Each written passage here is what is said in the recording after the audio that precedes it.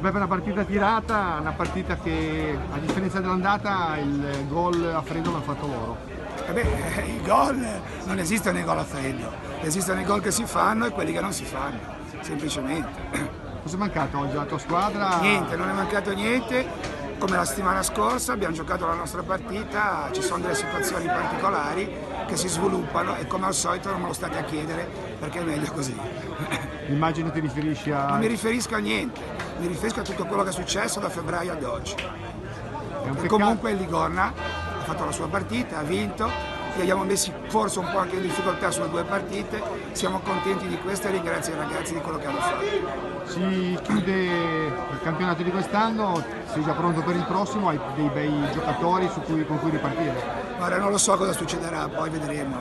La partita, quando si gioca una partita così, pensare al dopo mi sembra poi fuori luogo. D'accordo, però sarà inevitabile a partire da lunedì poi. Per forza, no, a partire da quando avremo il tempo per farlo, ragionandoci tutti assieme, per carità. Lasciamo che pensino al dopo quelli che hanno fatto queste situazioni qui, questi progetti, queste idee. La tua squadra comunque è rimasta in partita perché poi comunque su 1-0 non avete mai...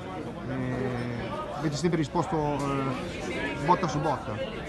Mi pare di sì, non so, mi pare di sì, ci sono le situazioni di gioco, le occasioni, per cui c'è poco da dire, comunque. Tornassi indietro cambieresti qualcosa? No, non cambierei niente, faccio quello che ho scelto di fare, faccio quello che posso fare rispetto alle situazioni degli incidenti che ci sono e della rosa che abbiamo. Ma, cioè, un allenatore che arriva quarto, con una squadra così, con un gruppo così, deve solo applaudire la società, applaudire i ragazzi.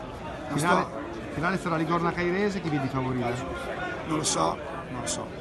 Io tifo cairese perché sono stato a Cairo, ho fatto l'allenatore a Cairo e ci ho lasciato un pezzo di cuore. Grazie. Grazie.